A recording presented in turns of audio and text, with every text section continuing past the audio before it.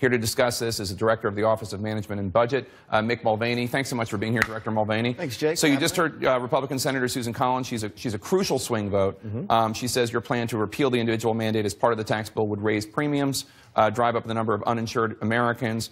Is President Trump at all open to the idea of dropping the provision of repealing the Obamacare mandate? Yeah, I don't think anybody doubts where the White House is on repealing and replacing Obamacare. We absolutely want to do it. If we can repeal part of Obamacare as part of a tax bill and have a tax bill that is still a good tax bill that can pass, that's great. If it becomes an impediment to getting the best tax bill we can, then we're okay with taking it out. So I think it's up to the Senate and the House to sort of hammer out those details. As of now, do you think it's an impediment? I don't, actually, because I think you also heard Senator Collins say something very important, which is that when we get rid of, if they do get rid of this penalty, the folks who benefit from that are predominantly folks who make less than $50,000 or $100,000 a year. I think 58% of the folks who pay the fine make less than $50,000, and almost 80% of the people who pay that fine today make less than $100,000. So there's actually a benefit to folks if the repeal goes away. But again, it's up to the House and the Senate to try and hammer through those details. So let's talk about this part.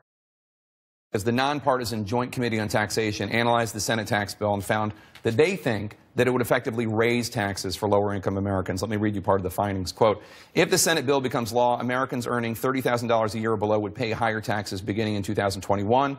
The projected increase stems from the bill's repeal of the Affordable Care Act's mandate that most people have health insurance. Now, I understand that some people might argue that eliminating Obamacare subsidies is not the same thing as increasing taxes.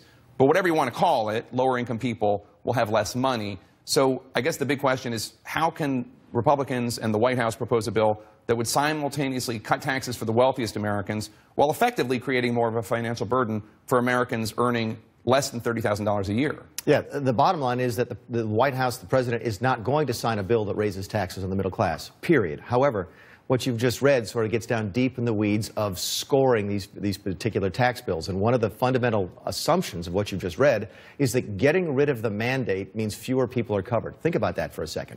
Getting rid of a mandate that you buy something means some folks are going to start to give stuff up. This makes absolutely no sense. If they don't want it, they don't have to have it. But changing the mandate doesn't kick people off of policies. For example, most of the folks who are covered by Obamacare writ large are covered by the Medicaid expansion, and the individual mandate would have no impact on that. So you've moved down into the details of scoring. It's very difficult to sort of get at what is really going to happen in this complex economy of ours. But the bottom line is, if we really believe that whatever comes out of the House and Senate Conference Committee before Christmas raises taxes on the middle class, the president's not going to sign it. But the bottom line is,